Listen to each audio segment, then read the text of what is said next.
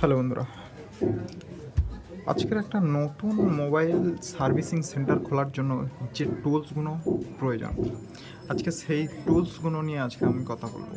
এটাই আমার তো আজকে প্রথম কথা,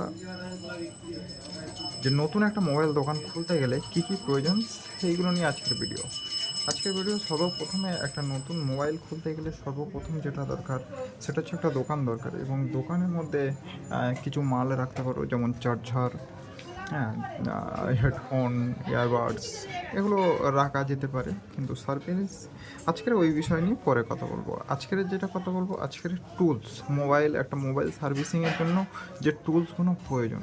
তো আচ্ছা, মোবাইল সার্ভিসিংয়ে সর্বপ্রথমে যেটা সবথেকে বেশি প্রয়োজন সেটা হচ্ছে একটা তাতাল। এটা ভালো মানের, খুবই সুন্দর একটা ভালো মানের তাতাল প্রয়োজন আছে, যেটা তোমার প্রত্যেকটা কাজে এটা দরকার পড়বেই। এটা একটু ভালো মানের তাতাল, যেটা আমি মেনশন করে দেবো। তো আহ, প্রথমত তাতাল একটা ভালো মানের দরকার আছেই।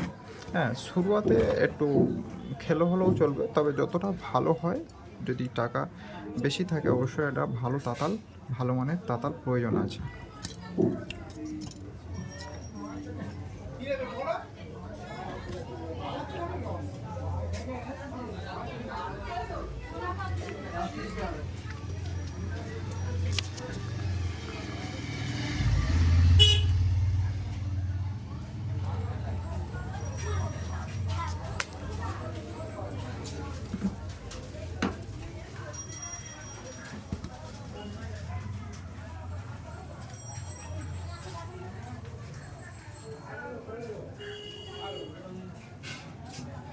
একটা খুব সুন্দর ভালো মানের একটা তাতার প্রয়োজন আছে।